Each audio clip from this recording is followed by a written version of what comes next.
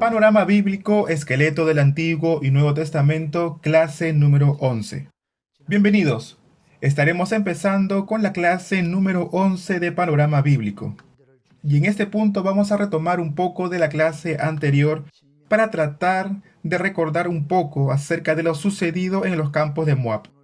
Números 11 en adelante y el libro también de Deuteronomio son los libros que vamos a tratar de recordar en estos momentos. Vamos a comenzar entonces por Génesis en primer lugar. ¿Hasta dónde vamos a llegar? Vamos a tratar de hacer un pequeño y breve resumen. Y después de esto vamos a tratar de resumir y ver lo que sucedió en los campos de Moab. Vayamos entonces al libro de Génesis. Aquí en Génesis tenemos registrada la creación. Y en los últimos capítulos vemos la muerte de Jacob, la muerte también de José.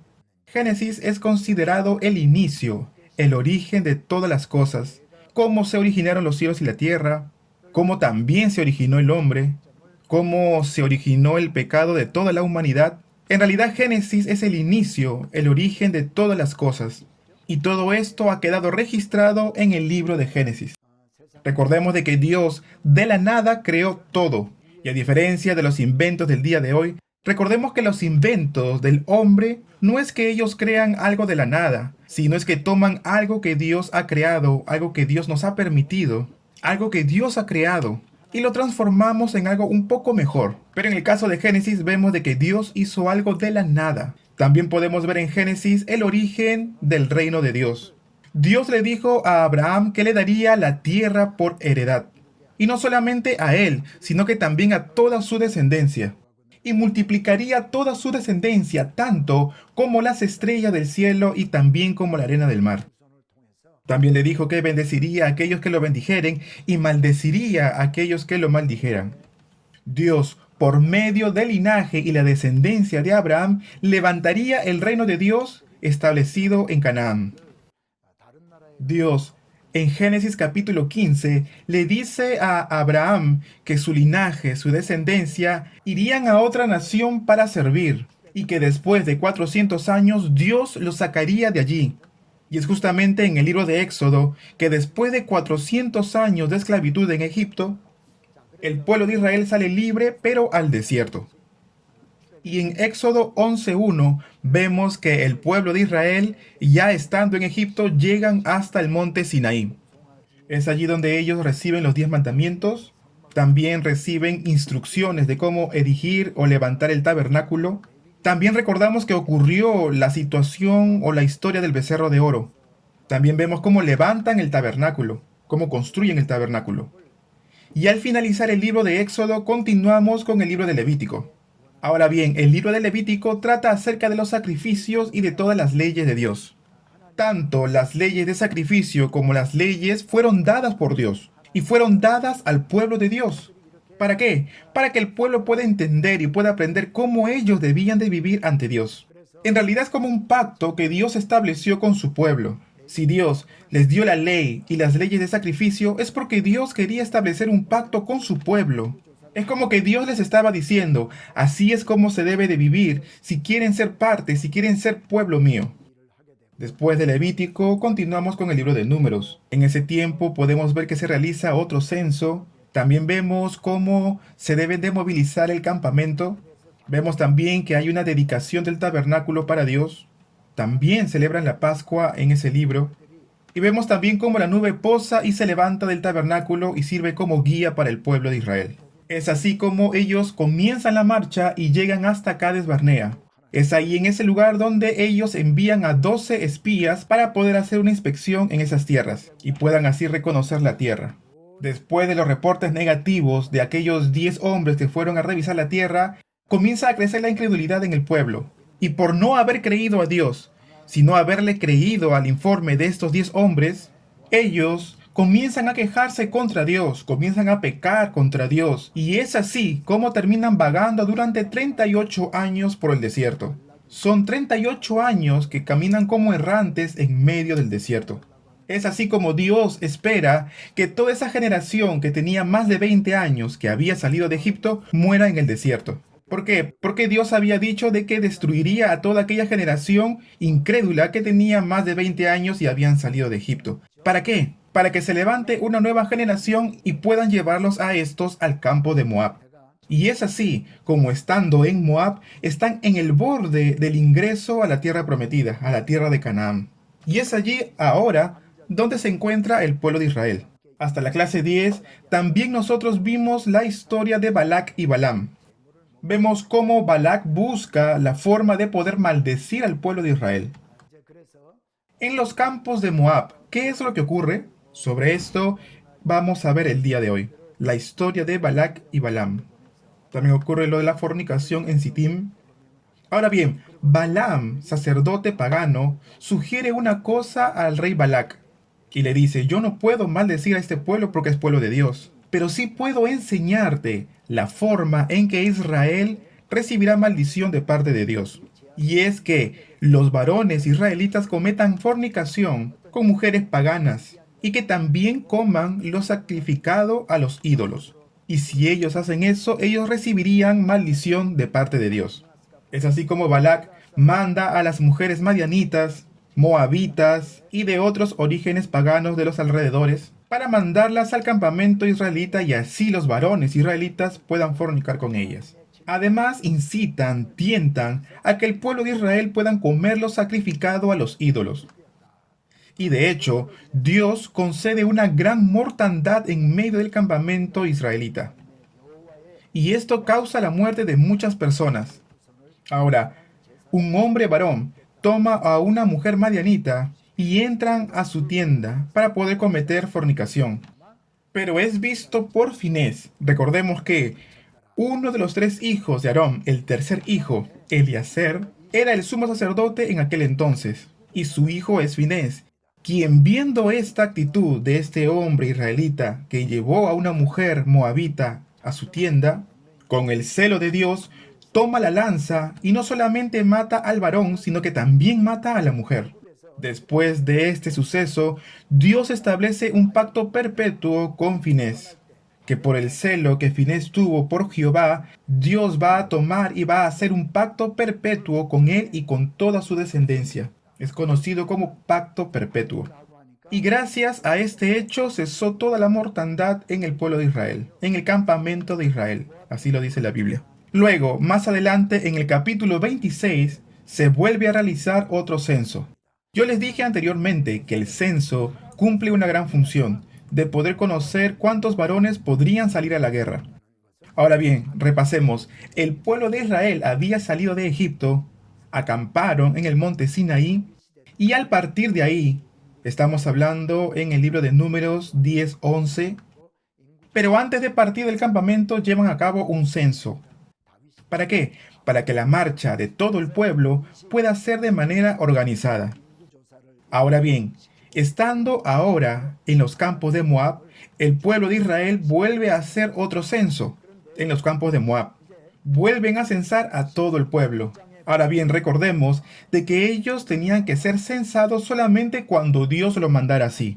Y si el pueblo censaba sin la autorización de Dios, esto iba a ser desagradable para Dios. Más adelante, en los tiempos de David, David mandó a censar al pueblo, sin que esta fuera orden de Dios. Y debido a esto, causa una gran mortandad en medio del pueblo. Entonces estamos en el capítulo 26 en un censo. Y es así como se están preparando para la conquista de Canaán. En Números capítulo 32 podemos ver a la tribu de Rubén y la tribu de Gad, quienes hablan con Moisés para poder hacerles una serie de peticiones. Y les dice: nosotros tenemos muchos niños, tenemos muchos ganados. Y del lado oriental del Jordán, donde nosotros nos encontramos, vemos de que es un territorio propicio para el ganado. Nosotros no cruzaremos el Jordán, sino que queremos recibir por heredad esta tierra. Así que por favor, déjennos vivir aquí, en esta tierra. Esta fue la petición de la tribu de Rubén y la tribu de Gad. Entonces Moisés le dice: vuestros hermanos irán a la guerra, pero ustedes se quedarán aquí, y no pasarán a la tierra que les ha dado Dios. Y si así lo hicieren, la ira de Dios se encenderá contra Israel, así como sucedió en Cades Barnea cuando el pueblo escuchó el reporte negativo de los 10 espías y Dios no les permitió entrar a la tierra de Canaán y los tuvo errantes durante 38 años en el desierto, esperando a que se muera toda esa generación, los varones mayores a 20 años que salieron del éxodo Egipto. Y Moisés les hace ver y les recuerda que por causa de ellos Dios podría traer destrucción en medio del campamento. Capítulo 32, verso 7 dice: ¿Y por qué desanimáis a los hijos de Israel para que no pasen a la tierra que les ha dado Jehová? Y de esta forma es que Moisés trata de reprender a la tribu de Rubén y Gad. Y la tribu de Rubén y Gad responden: nosotros edificaremos majadas para nuestro ganado, ciudades para nuestros niños, y nosotros nos armaremos e iremos delante de los hijos de Israel. Y no volveremos los varones de nuestras tribus a nuestras casas hasta que los hijos de Israel no posean cada uno su heredad. Y cuando se dé la distribución de la heredad, entonces nosotros recién volveremos. Nosotros ya tenemos nuestra parte, así que no recibiremos heredad del otro lado de la otra parte del río Jordán. Y realmente eso fue lo que sucede. Y más adelante se cumple en los días de Josué esta palabra. Moisés establece los límites de la tierra dada como heredad a la tribu de Rubén y a la tribu de Gad, y también a la media tribu de Manasés. Esto lo podemos ver en el libro de Números, el capítulo 32 en adelante. Ya en el capítulo 33, en todo el capítulo 33, se trata de cómo Moisés recuerda al pueblo de Israel desde el comienzo, desde su éxodo egipcio, cómo es que ellos llegaron a los campos de Moab, y también aparece la ruta de cómo ellos anduvieron por todo este camino. Ellos salieron de Ramesés, de Gosén, que se encuentra en Egipto, y de ahí parten para dirigirse a varios lugares en medio del desierto para poder quedarse en los campos de Moab. Luego Moisés le dice al pueblo de Israel que cuando ellos entraren a las tierras de Canaán, que Dios les dará, tendrán que hacer esto y aquello. Es como que les da instrucciones para cuando ellos entren a la tierra de Canaán. Todo lo que tendrían que hacer estando ellos ya dentro de la tierra prometida. También les da advertencias, diciéndoles: tienen que echar delante de ustedes a todos los moradores de aquella tierra. Allí tendrán que destruir todos los ídolos de piedra, todas las imágenes de fundición de los ídolos venerados por los cananeos. También tendrán que destruir todos sus lugares altos, todos los altares dedicados a los ídolos, y entrarán a morar allí en la tierra. También les dice que ellos van a heredar la tierra por sorteos, por familia. Aquellos que tienen una familia más numerosa recibirían una porción más grande de la tierra prometida. Y así será por suerte la distribución de las tierras. Y por último, en esta parte, Moisés entrega advertencias. Si ellos no echaran de delante de ellos a los moradores de aquel país, entonces los moradores, los cananeos, serán como aguijones en sus ojos y por espinas en sus costados, y les afligirán por un largo tiempo. Es por eso de que Dios les manda destruir todas las imágenes de fundición, todos los ídolos de piedra, en realidad destruir todos los lugares altos, donde se adoraba a sus ídolos paganos. O de lo contrario serían como aguijones para sus ojos y espinas para sus costados, poniendo en riesgo sus vidas. Ustedes saben que más adelante, cuando estudiemos el libro de los jueces, ya cuando el pueblo había sido distribuido y se les había dado su heredad, ¿qué es lo que dice Dios por medio de Josué? Tienen que echar suertes y cada tribu tiene que encargarse de echar fuera a los moradores de su heredad. Pero veremos de que las tribus no lo hicieron de esa forma. Fueron imitando, aprendiendo la forma de vida de los cananeos, y así fueron provocando la ira de Dios. Ira que cayó sobre sus vidas. Por esa razón es que Dios levantaba a las ciudades y países de su alrededor para afligirlos y para enseñarles también. ¿Y qué es lo que nos dice el libro de Jueces? Que el pueblo de Israel llorando se arrepentía delante de Dios, volvían a Él. Y es así como Dios levantaba jueces para poder librar al pueblo de Israel y restaurarlos de esa forma. En realidad esa es como la historia de Jueces. Pero recuerden que esto lo vamos a ver más a fondo más adelante. Bien, sigamos. Capítulo 35 del libro de Números. La tierra de Canaán, la tierra prometida que Dios les había dado como heredad al pueblo de Israel, tiene límites. Y es así como Dios comienza a delimitar las fronteras al norte, sur, este y oeste de esta tierra prometida que conquistará el pueblo de Israel. Del lado oriental del Jordán será para 2 tribus y media, Rubén, Gad y la media tribu de Manasés. Y del lado occidental 9 tribus y media. Los que recibieron la heredad del lado oriental del Jordán fueron la tribu de Rubén, la tribu de Gad y la media tribu de Manasés.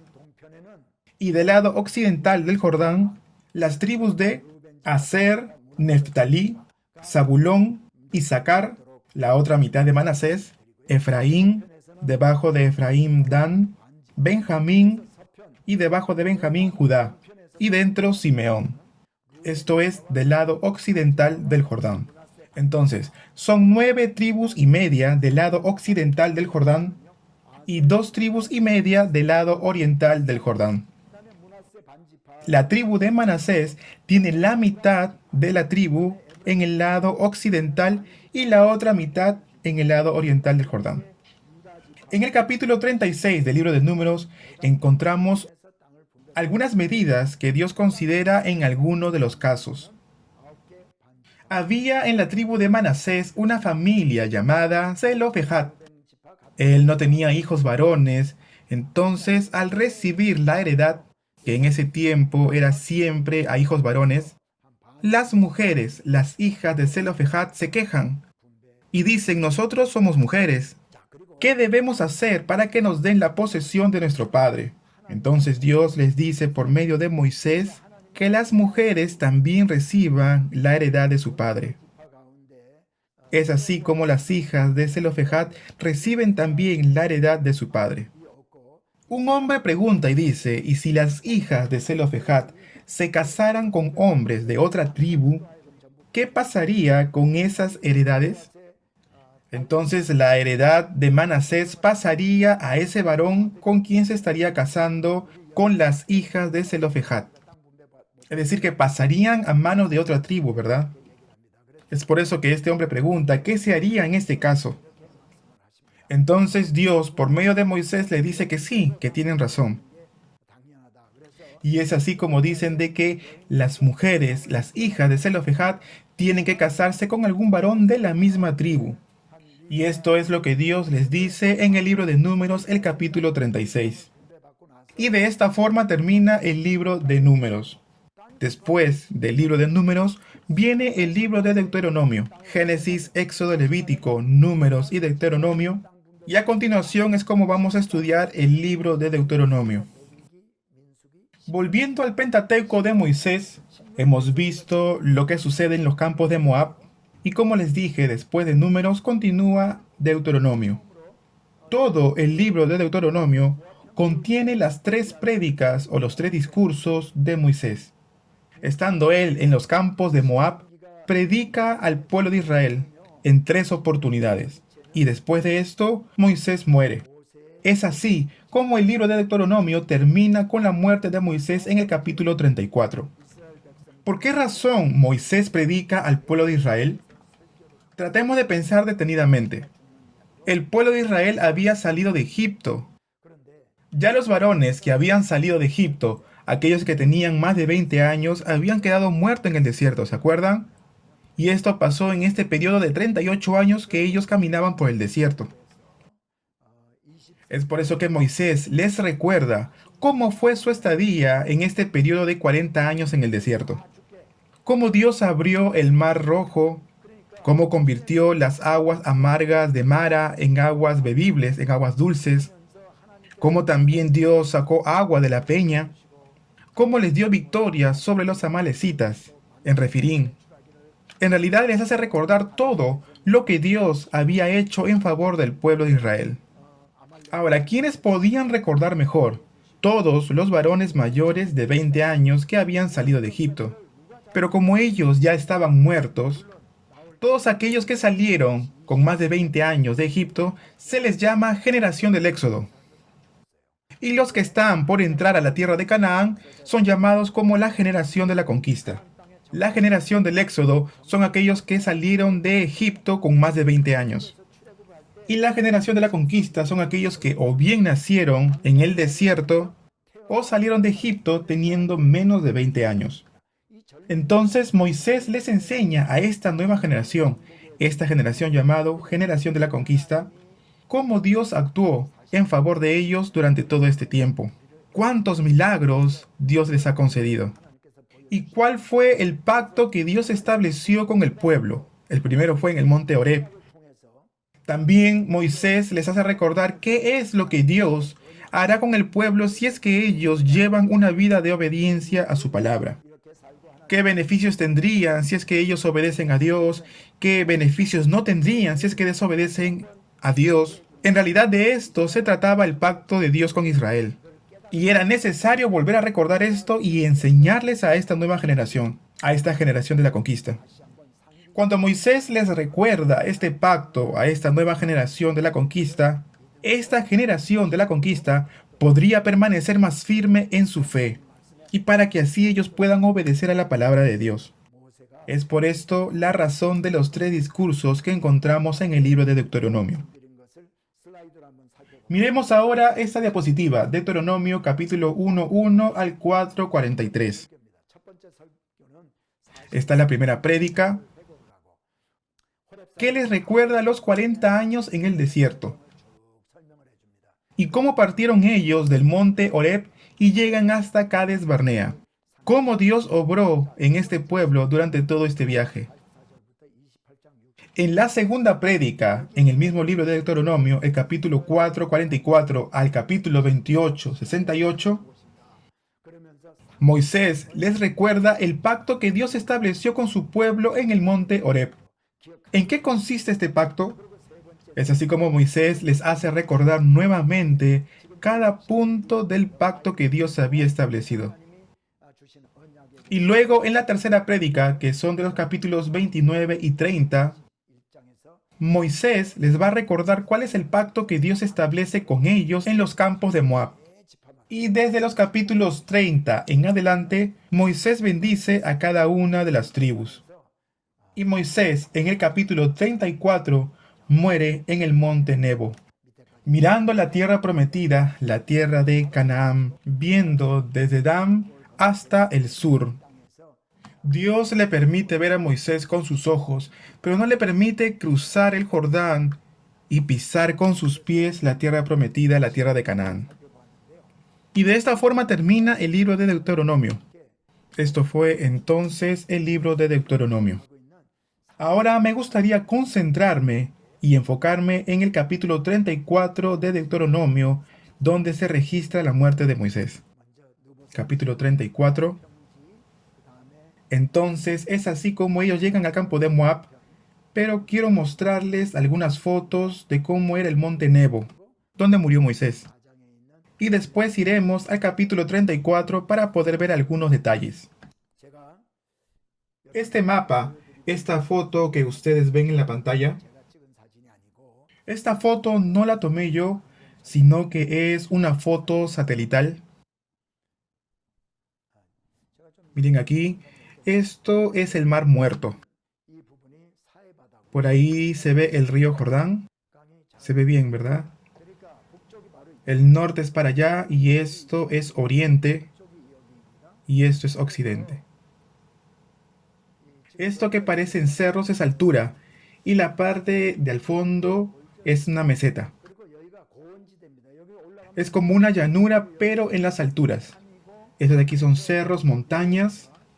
Luego bajando, acuérdense que está el Mar Muerto. Más o menos se encuentra como 400 metros por debajo del nivel del mar.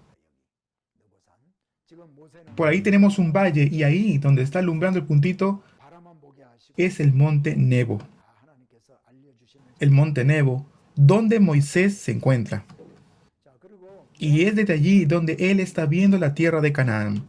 Es lo que hemos estado viendo en el capítulo 34 de Deuteronomio. Desde el monte Nebo se puede ver todo el valle, también se puede ver el Jordán. Y aquí están los campos de Moab en el valle de Sitín. Ahora déjenme mostrarles en el mapa. Para aquellos estudiantes que escuchan las clases en una computadora o quizá en una televisión, en una tele, va a ser un poco más fácil porque pueden ver los mapas más grandes, ¿no? Con letras más grandes. Pero si es desde un celular, de repente ya van a tener un poco más de problemas para poder ver las letras de los mapas. En leer cada palabra también. Y en la medida de lo posible yo les pediría que traten de utilizar un computador o una computadora para poder leer las letras de los mapas. Por ahí abajo se encuentra Esbón, lo que está marcado en sus pantallas. Es allí donde se encontraba el rey Seón. Estaban también los amorreos. Luego vamos bajando un poco. Y esta parte de acá es el campo de Moab. El monte Nebo, ¿dónde se encuentra? ¿Dónde está? Aquí, en ese puntito, ese es el monte Nebo. La Biblia habla y hace referencia de la cumbre de Pisga.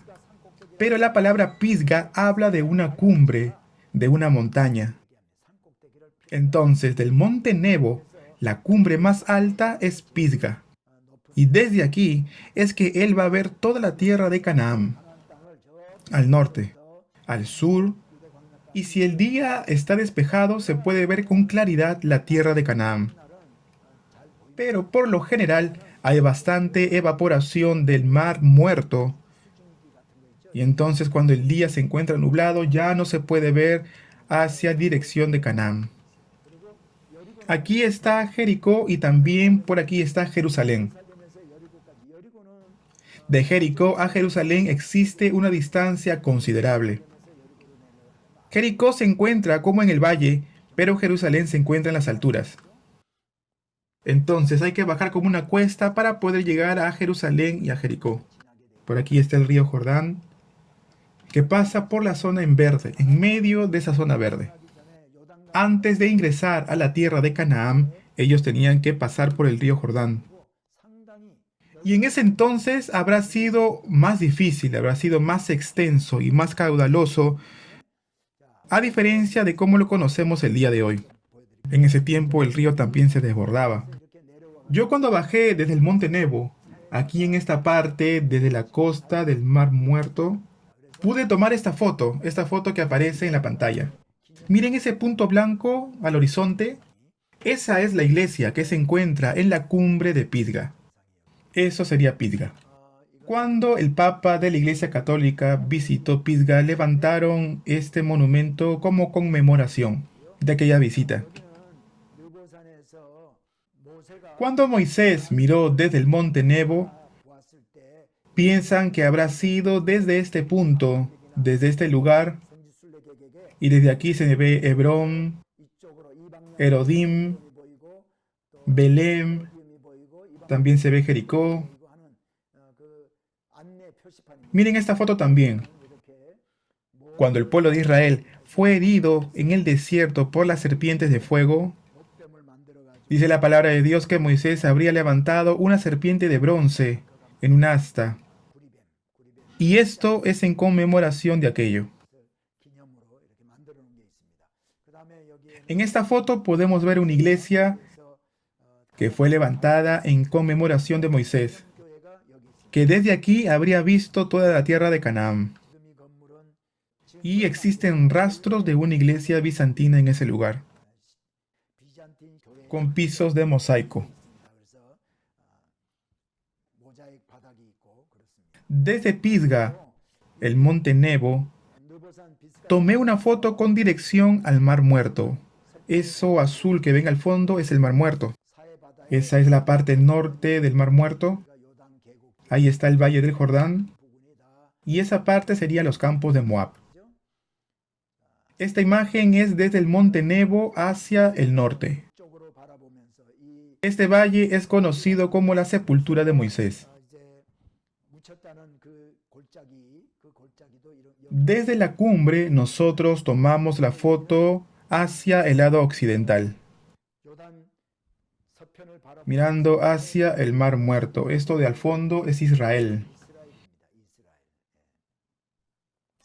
Deuteronomio capítulo 34, verso 1 al 9. Me gustaría leerlo con cada uno de ustedes. Subió Moisés de los campos de Moab al monte Nebo, a la cumbre de Pisga, que está enfrente de Jericó, y le mostró Jehová toda la tierra de Galaad hasta Dan. Verso 2. Todo Neftalí y la tierra de Efraín, de Manasés, toda la tierra de Judá hasta el mar occidental, el Negueb y la llanura y la vega de Jericó, ciudad de las palmas hasta Zoar. Y le dijo Jehová: esta es la tierra que juré a Abraham, a Isaac y a Jacob, diciendo: a tu descendencia la daré. Te he permitido verla con tus ojos, mas no pasarás allá. Y murió allí Moisés, siervo de Jehová, en la tierra de Moab, conforme al dicho de Jehová. Y lo enterró en el valle, en la tierra de Moab, enfrente de Bet-peor. Y ninguno conoce el lugar de su sepultura hasta hoy. Era Moisés de edad de 120 años cuando murió. Sus ojos nunca se oscurecieron, ni perdió su vigor. Y lloraron los hijos de Israel a Moisés en los campos de Moab 30 días, y así se cumplieron los días del lloro y del luto de Moisés. Y Josué, hijo de Nun, fue lleno del espíritu de sabiduría, porque Moisés había puesto sus manos sobre él. Y los hijos de Israel le obedecieron e hicieron como Jehová mandó a Moisés. Y nunca más se levantó profeta en Israel como Moisés, a quien haya conocido Jehová cara a cara. Nadie como él en todas las señales y prodigios que Jehová le envió a hacer en tierra de Egipto, a Faraón y a todos sus siervos y a toda su tierra. Y en el gran poder y en los hechos grandiosos y terribles que Moisés hizo a vista de todo Israel. Bien, quiero hacerles una pregunta, amados seminaristas. ¿Quién escribió el Pentateuco de Moisés? Es decir, Génesis, Éxodo, Levítico, Números y Deuteronomio. El Pentateuco fue escrito por Moisés. En Génesis, Éxodo, podemos encontrar muchas evidencias internas que Dios manda a escribir a Moisés, y de hecho Moisés obedece y escribe todo aquello que Dios mandó. Pero también existen evidencias externas de que Moisés es el autor del Pentateuco. Y él mismo dice y escribe de que Dios fue quien le mandó a escribir el Pentateuco. Todo eso son las evidencias internas. Ahora, nosotros acabamos de leer el capítulo 34 de Deuteronomio del versículo 1 al versículo 12. ¿No les parece algo extraño? ¿Qué fue lo que les llamó la atención? Bueno, yo creo que ustedes ya se han dado cuenta por la pregunta que les acabo de hacer. Ahora, si Moisés escribió estos 5 libros, el Pentateuco, ¿cómo pudo haber sido posible que Moisés haya escrito su muerte? Pero mira lo que dice el verso 6. Y lo enterró en el valle en la tierra de Moab, frente de Bet-peor, y ninguno conoce el lugar de su sepultura hasta hoy.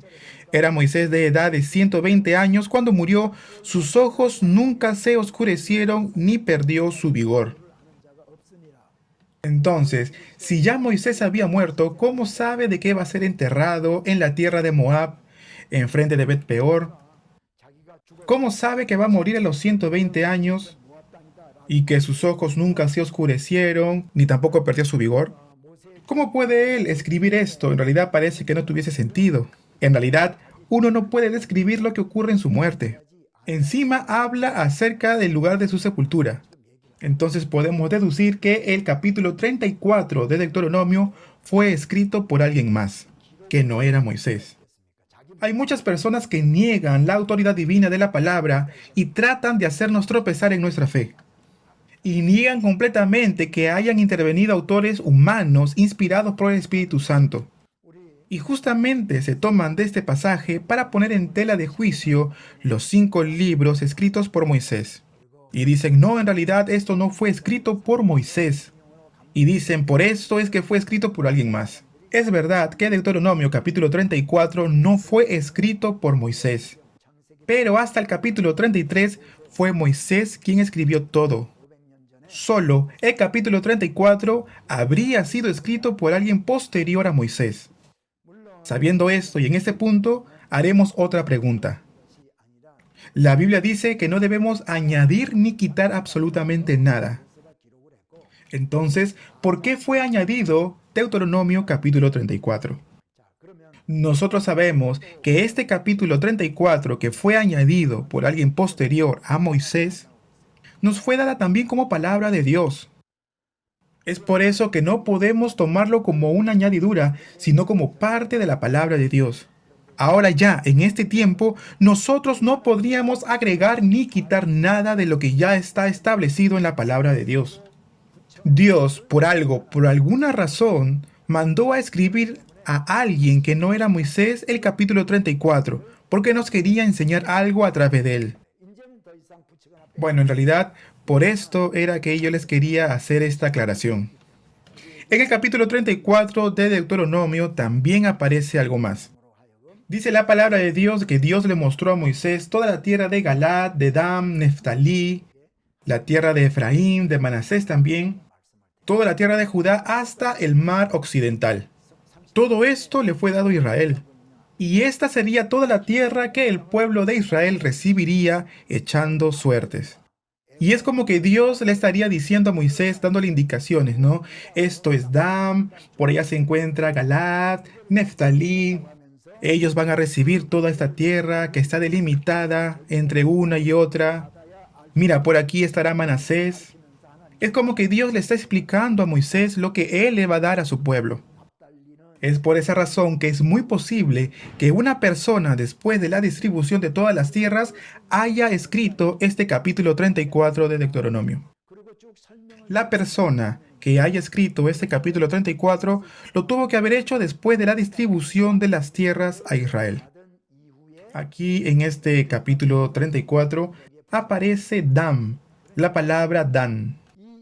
Hasta antes de entrar a la época de jueces, no se llamaba Dan, sino que se llamaba Lais. Aquella ciudad se llamaba Lais. Cuando nosotros estudiemos el libro de los jueces lo volveremos a ver.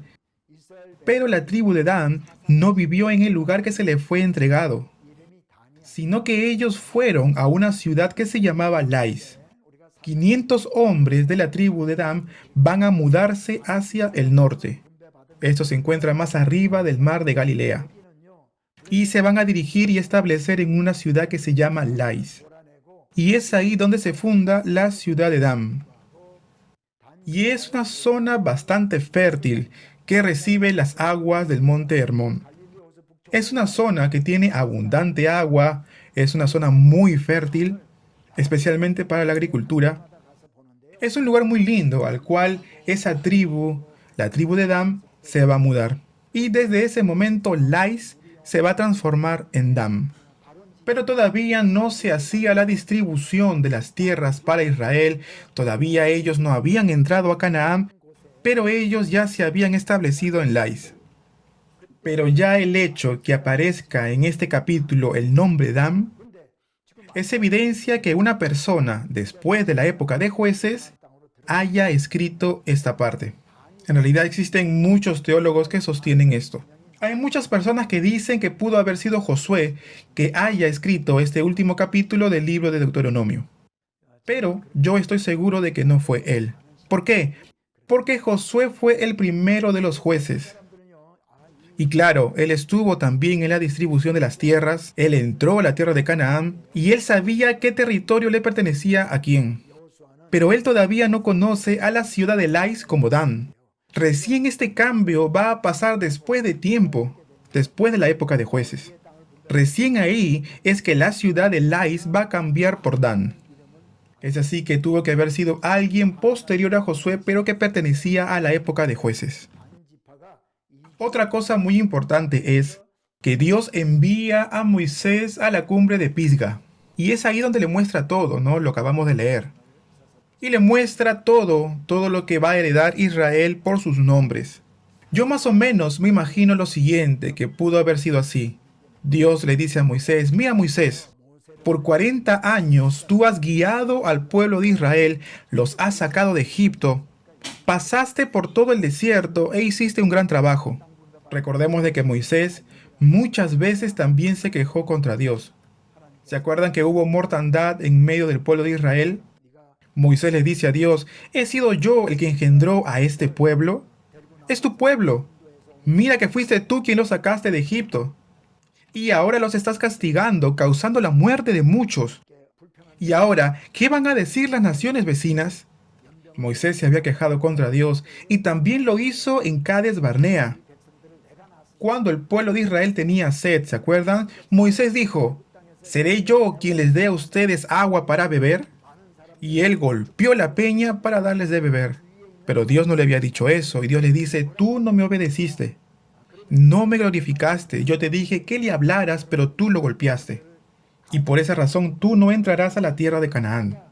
Pero aún así, con todo eso, en el capítulo 34 puedo ver a Dios cómo lo lleva hasta ese monte, a la cumbre del monte. Pero mira, este es el pueblo que ha sufrido mucho para poder traerlo hasta aquí. Pero mira cómo ellos van a vivir allí, en la tierra prometida, van a ocupar todo ese territorio. Y Dios le explica en detalles lo que va a hacer con su pueblo. Podemos ver de que Moisés es un siervo utilizado grandemente por Dios. En la última parte del verso 9 dice, y Moisés había puesto sus manos sobre él, y los hijos de Israel le obedecieron e hicieron como Jehová mandó a Moisés. Verso 10, y nunca más se levantó profeta en Israel como Moisés, a quien haya conocido Jehová cara a cara. Nadie como él en todas las señales y prodigios que Jehová le envió a hacer a tierra de Egipto, a Faraón y a todos sus siervos y a toda su tierra. Después de Moisés no hubo nadie, es decir, ni antes ni después hubo alguien como Moisés. Y la palabra de Dios dice de que ya teniendo 120 años, sus ojos nunca se oscurecieron ni perdió su vigor. Entonces podemos ver de que no fue por algún tipo de enfermedad que Moisés murió, sino que se había cumplido su tiempo en esta tierra. Y es así como Dios se llevó a Moisés. Amados seminaristas, de esta forma es como hemos visto la última parte de Deuteronomio. Hemos visto entonces desde Génesis hasta Deuteronomio.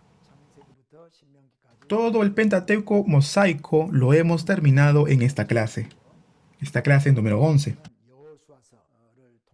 Ahora bien, desde la próxima clase veremos a Josué. Cómo Josué entra a la tierra de Canaán. Dios va a introducir a Israel a la tierra prometida. A esta tierra que Dios les había prometido a Abraham, a Isaac y a Jacob y a toda su descendencia. Amados, Dios es fiel y guiará al pueblo de Israel para que esta tierra sea conquistada y los guiará hasta la tierra prometida. Y por medio del libro de Josué veremos cómo se cumple la fidelidad de Dios. Amados, buen trabajo hasta aquí y quiero pedirles por último, hay algunos que están estudiando esta clase pero todavía no se han suscrito a mi canal.